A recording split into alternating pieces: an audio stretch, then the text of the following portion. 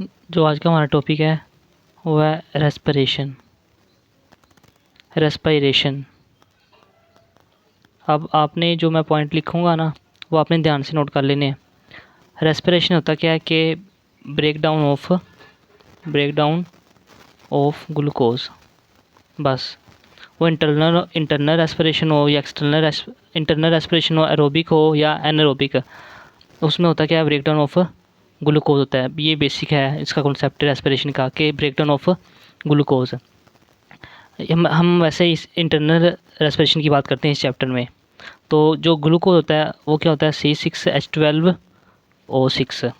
यानी कि इसमें हम कार्बन देखें तो कार्बन चेन होती है इसमें 6, 1 2 3 4 5 6। ये 6 कार्बन है ना, इसकी ब्रेकडाउन करनी है हमने तो उसको रेस्पिरेशन कह देंगे। ऐसे कार्बन ना स्टेप बाय स्टेप इसकी ब्रेकडाउन होगी तो ये 6 कार्बन अलग अलग हो जाएंगे तो उसको हम रेस्पिरेशन कहेंगे। तो कितने कार्बन रिलीज़ होंगे इसमें, 6 कार्बन डाइऑक्साइड रिलीज़ होंगे पूरे प्रोसेस के रेस्पिरेशन में। ये जो पहले दो होते हैं ना, ये पायरिक एसिड ऑक्सीडेशन में रिलीज़ होते हैं और ये एंड वाले होते हैं रिलीज़ होते हैं क्रब साइकिल में। एंड वाले होते हैं क्रब साइकिल में रिलीज़ और पहले दो होते हैं पायरिक एसिड ऑक्सीडेशन में। और ये तो होता है ना कंप्लीट ब्रेकडाउन की जो सारे बॉन्ड होते हैं ना, जो सारे बॉन्ड होते हैं वो ब्रेक आ जाते हैं। लेकिन ये होती है एरोबिक। कंप्लीट रेस्पिरेशन किस में होती है, एरोबिक में। एरोबिक कंडीशन में अगर ऑक्सीजन हमारे पास सारी हो तो सारे बॉन्ड टूट जाएंगे। तो क्या होगा कि 6 कार्बन डाइऑक्साइड रिलीज़ होंगे, उसके साथ प्लस वाटर और एनर्जी रिलीज़ होगी। ये तुम्हारे पास था ना एरोबिक रेस्पिरेशन। तो ऑक्सीजन मौजूद थी तो सारे बॉन्ड हमने तोड़ दिए, ठीक है, और जो एनर्जी थी और वाटर था वो रिलीज़ हो गया। अब हम बात करते हैं एनारोबिक रेस्पिरेशन की।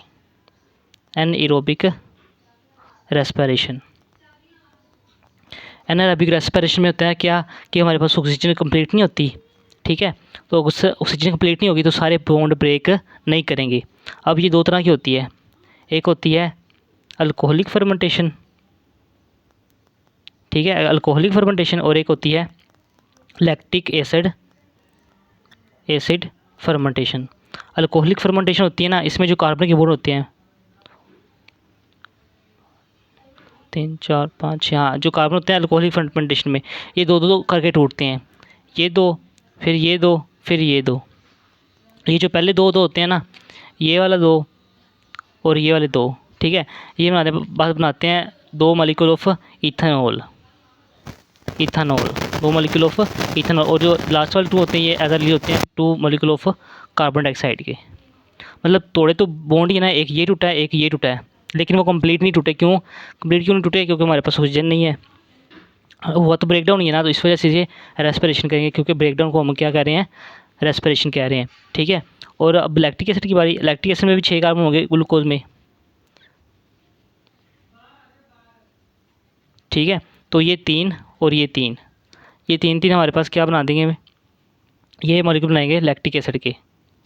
लैक्टिक एसिड बनेगा C3H6O3, ठीक है।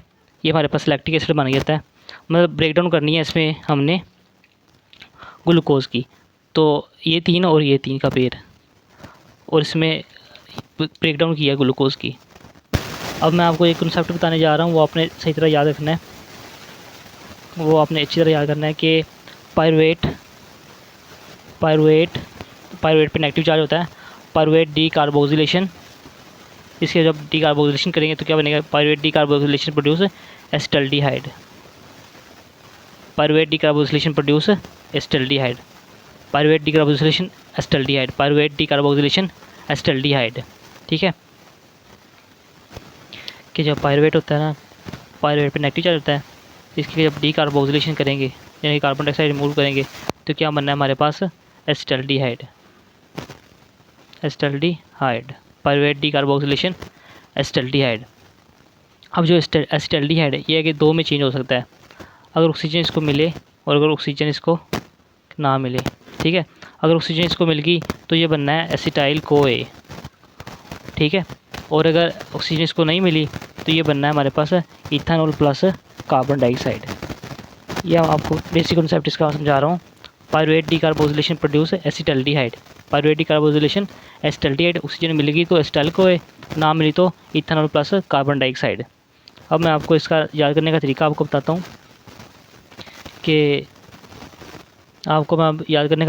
इसका कि ट्रिक की आप एक बताता हूँ आपको निमोनिक से, कि आपको ये याद रखना है इसमें जीपीए। यूनिवर्सिटी में जब इंशाल्लाह आप जाओगे, अगर मेडिकल यूनिवर्सिटी में तो जीपीए नहीं होती, उसमें तो सालाना सिस्टम होता है, तो वैसे यूनिवर्सिटी में जीपीए होती है। तो जीपीए इको, ठीक है, जीपीए इको, इससे आपने याद करना है जीपी। अब यहाँ से अब ग्लूकोज की से क्या बना है पायरुवेट, पायरुवेट से एसिटल्डिहाइड क्या बनेगा, पायरुवेट की यहाँ पे नेगेटिव चार्ज होगा पायरुवेट पे, पायरुवेट डीकार्बोक्सिलेशन एसिटल्डिहाइड। और अगर एसिटल्डिहाइड को अगर ऑक्सीजन ना मिली तो इथेनॉल प्लस कार्बन डाइऑक्साइड, इको को बदलो इथेनॉल प्लस कार्बन डाइऑक्साइड। और आपने इसी में एक कोड याद करना है कि अगर ऑक्सीजन इसको हो गई प्रोवाइड तो क्या बनना है, एको, एस्टाइल कोए, और इको और एको। ऑक्सीजन प्रोवाइड होगी तो एको, और ना ऑक्सीजन डिप्लीट होगी तो इको, ठीक हो। और आगे तीसरा स्टेप है कि जो पायरुवेट है ना, पायरुवेट, इससे आगे बनता है हमारे पास, ऊपर लिख देता हूँ, इससे बनता है हमारे पास लैक्टिक एसिड, यानी कि एसिटल्डिहाइड से दो चीज़ें बननी है। एसिटल्डिहाइड से एक तो बनना है हमारे पास एसिटाइल कोए, ठीक है, और एक बनना है हमारे पास इथेनॉल और कार्बन डाइऑक्साइड, ठीक है। और लास्ट में हमारे पास पायरुवेट से डायरेक्ट क्या बन जाना है, लैक्टिक एसिड। अब ये दो ऊपर वाली है ना, ये वाली और ये वाली, ये तो मतलब दोनों हमारे पास है एनएरोबिक कंडीशन। और जो लास्ट वाली है ये वाली जिसमें ऑक्सीजन है, ये हमारे पास है एरोबिक कंडीशन, जब हमारे पास क्या होगी, ऑक्सीजन होगी, ठीक है। मैं आपको दोबारा ये लेके बता देता हूँ कि जीपीए इको, ठीक है, फिर ये वाला और जीपीए एको, दो तो ये होगा जब ये ऑक्सीजन होगी तो ये, अगर ऑक्सीजन ना होगी तो ये। और पायरुवेट से पायरुवेट नेगेटिव चार्ज, पायरुवेट से डायरेक्ट क्या बन जाना है, लैक्टिक एसिड। ये ऊपर वाली दो क्या होनी, एनारोबिक, और ये लास्ट वाली एरोबिक होगी। ये हमारा बेसिक कॉन्सेप्ट है याद करने का। अब देखो इसमें जब हमने ब्रेक डाउन की थी ग्लूकोज की कंप्लीट ब्रेक डाउन, 4, 5 और ये 6, तो सारे टूटे थे ना बॉन्ड, तो तकरीबन 38 के एटीपी हमें मिलते हैं। 30 पे वो ग्रोस निकाल के 36 हो जाते हैं, 30 पे एटीपी मिलते हैं। तो जब इसकी हमने करनी है ना हाफ ब्रेक डाउन, यानी कि अल्कोहलिक फर्मेंटेशन होनी है या फिर होनी है लैक्टिक एसिड फर्मेंटेशन, तो हमें 2% सिर्फ एटीपी मिलते हैं, 2% एनर्जी मिलती है, इससे 2 एटीपी मिलते हैं। अब आपने ना ये मैं जो पॉइंट लिख रहा हूँ ना, ये आपने अपनी बुक पे नोट कर लेने हैं ताकि आपको दोबारा फिर भूले ना। पहला हमने लिखना है पॉइंट कि एंड प्रोडक्ट ऑफ रेस्पिरेशन, चाहे वो एरोबिक, अभी यहाँ पे कंडीशन लगाएगा एरोबिक या एनारोबिक है, तो कोई भी हो, एनारोबिक हो या एरोबिक रेस्पिरेशन, दोनों रेस्पिरेशन की प्रोडक्ट क्या होगी हमारे पास, पायरुवेट, पी नेगेटिव, ठीक है, चार्ज पार्टिकल हैं। एंड प्रोडक्ट हमेशा क्या होगी, पायरुवेट। और दूसरा पॉइंट आपने याद करना है कि पायरुवेट इज़ चार्ज्ड मॉलिक्यूल, जो मैंने पी पे लिख दिया है कि चार्ज मॉलिक्यूल है, पी नेगेटिव। तो इसमें क्या होगा कि एटीपी रिक्वायर्ड होंगी इसकी मूवमेंट है, ATP required for its movement.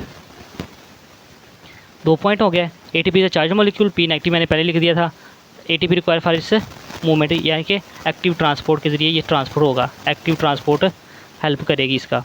तीसरा पॉइंट आपने याद करना है, ये मैंने पहले लिखा दिया था मेन, कि पायरुवेट डीकार्बोक्सिलेशन एसिटल्डिहाइड, इसकी क्या बनेगी प्रोडक्ट, एसिटल्डिहाइड। डीकार्बोक्सिलेशन का मतलब कार्बन डाइऑक्साइड हमने रिमूव किया है, पायरुवेट डीकार्बोक्सिलेशन एसिटल्डिहाइड,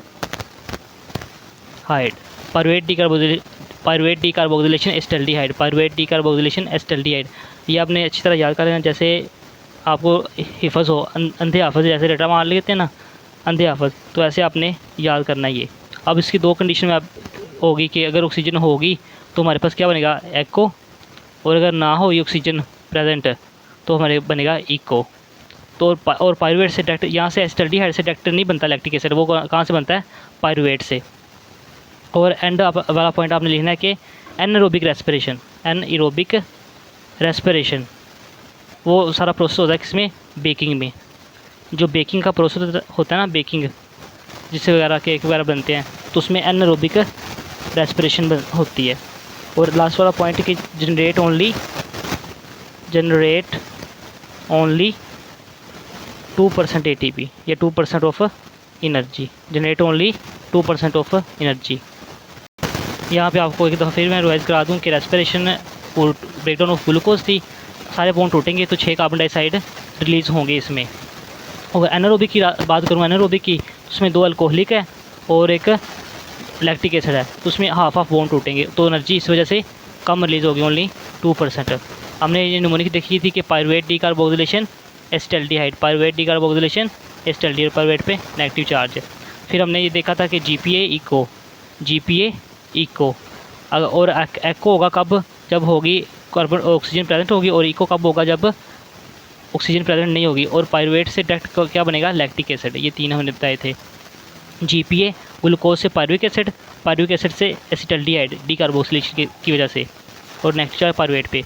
ये दोनों कौन सी कंडीशन है, एनारोबिक, ये वाली इको हमारे पास होती है एनारोबिक, और लैक्टिक एसिड हमारे पास एनारोबिक, और बाकी ये लास्ट वाली एको जब एसिटाइल CoA बनेगा।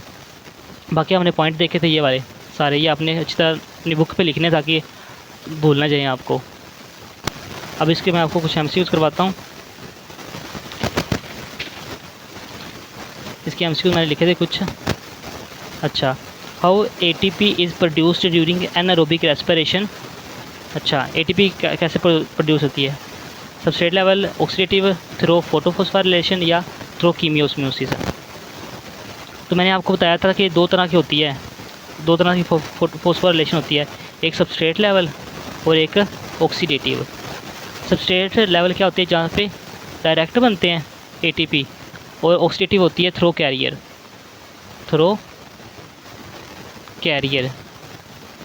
NAD+ या FAD+ के जरिए जो होती है ना, वो ऑक्सीडेटिव फोस्फोराइलेशन होती है, और जो डायरेक्ट ATP बनता है वो बनता है सबस्ट्रेट लेवल पे। तो एनारोबिक में तो नहीं ना NAD+ या FAD+ यूज़ होते, तो इसमें क्या आएगा हमारे पास, oxidative phosphorylation, substrate level phosphorylation, क्योंकि डायरेक्ट बनता है। ये हमारे पास गलत है, सब हमारे पास फर्स्ट ऑप्शन ठीक है, substrate level phosphorylation. Next MCQ देखो, विच of following is a common feature पूछ रहा है between lactic acid fermentation and alcoholic fermentation. अच्छा, बोथ प्रोड्यूस लैक्टिक एसिड, नहीं, लैक्टिक एसिड में प्रोड्यूस होगा। Both produce NAD from NADH, ये देखते हैं। बोथ अकर्स इन माइटोकॉन्ड्रिया, ये भी नहीं। बोथ प्रोड्यूस कार्बन डाइऑक्साइड, ये भी नहीं, क्योंकि ये अल्कोहलिक में ही बनता है। तो अगर मैं देखूँ प्रोसेस को, तो जो होता है ना ग्लूकोज से बनता है इथेनॉल प्लस कार्बन डाइऑक्साइड, ये अल्कोहलिक फर्मेंटेशन है। इसमें एनर्जी हमारी यूज़ होती है, NAD+ बनता है, ठीक है। और जो होता है ना हमारे पास लैक्टिक एसिड, उसमें ग्लूकोज से यहाँ पे पायरुवेट आना है, GPA, तो यहाँ पे भी ग्लूकोज पायरुवेट, यहाँ पे जो लैक्टिक एसिड होता है ना, उसमें डायरेक्ट पायरुवेट चेंज होता है लैक्टिक एसिड में। तो यहाँ पे भी क्या होता है कि NADH चेंज होता है NAD+ में। तो इसका करेक्ट आंसर क्या बनेगा, both produce NAD+ from NADH, इसका ये करेक्ट बनेगा ऑप्शन। GPA मैंने आपको ट्रिक बताई थी कि GPA इको, ठीक है।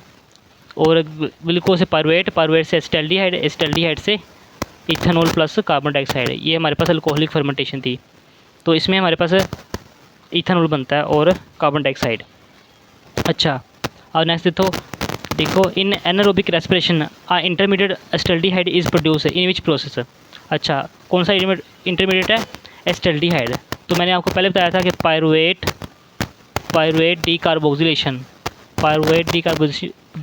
Produce acetaldehyde. यहाँ पे तो अब देखो, ये वाला उस वजह से नहीं होगा, ये होगा GPA इको, ये बताया था ना मैंने आपको। तो एसिटाल्डिहाइड इंटरमीडिएट किस में बन रहा है, जिसमें इथेनॉल बन रही है। तो इथेनॉल किस में बनती है, अल्कोहलिक फर्मेंटेशन में। इसका आएगा करेक्ट आंसर बीटा। GPA इको। और जो दूसरी है लैक्टिक एसिड, उसमें मैंने बताया था कि यहाँ पे पायरुवेट पे नेगेटिव चार्ज, मैं बताया था कि डायरेक्ट पायरुवेट से क्या बनता है, लैक्टिक एसिड, उसमें एसिटाल्डिहाइड नहीं बनता।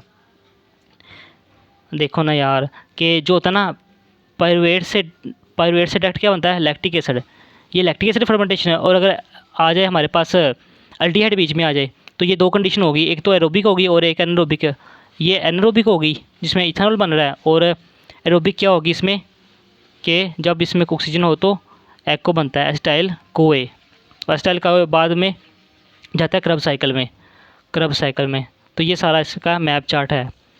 अच्छा नेक्स्ट देखते हैं इन एनारोबिक कंडीशन। अच्छा anaerobic condition pyruvate decarboxylation produce which of following product. अच्छा तो मैंने पहले बताया था कि पायरुवेट डीकार्बोक्सिलेशन प्रोड्यूस एसिटाल्डिहाइड।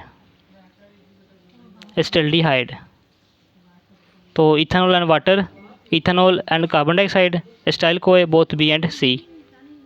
अच्छा इसमें तो एसिटाल्डिहाइड का ऑप्शन ही नहीं है। तो मैंने आपको ट्रिक बताई थी कि GPA produce ethanol plus carbon dioxide. तो पायरुवेट डीकार्बोक्सिलेशन तो यही होगी यहाँ पे।